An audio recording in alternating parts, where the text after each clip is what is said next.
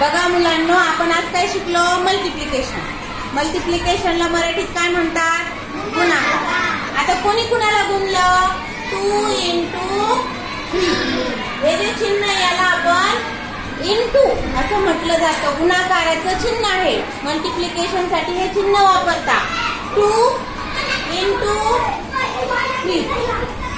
आणि मग त्याचा जो गुणाकार आला त्याला इंग्लिश मध्ये काय म्हणता? प्रोडक्ट. काय म्हणता? गुणाकाराला काय म्हणता?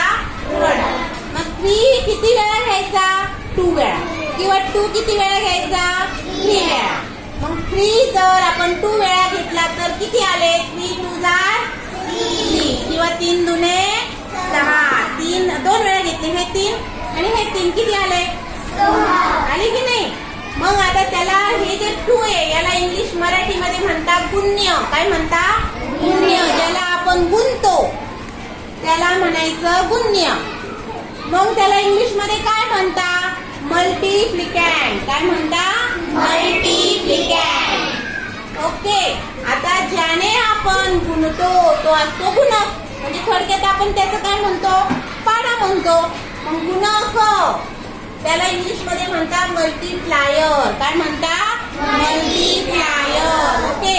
आता जो गुणाकार आला त्याला इंग्लिश मध्ये काय म्हणता? प्रोडक्ट. मराठीत काय म्हणता? गुणाकार. आता आपण सेमीचे विद्यार्थी आहोत. आपल्याला आपली मातृभाषेत सुद्धा जमलं पाहिजे आणि इंग्लिश मध्ये सुद्धा जमलं पाहिजे. मग मला सांगा, मराठीत तुला काय म्हणणार? आणि 3 ला? आणि त्याचा जो उत्तर येईल त्याला काय म्हणणार? मग इंग्लिश मध्ये ज्याला आपण गुणणार आहोत त्याला काय म्हणणार?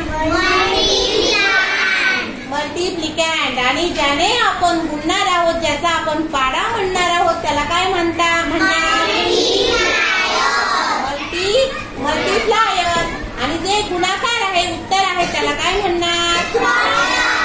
समजलं?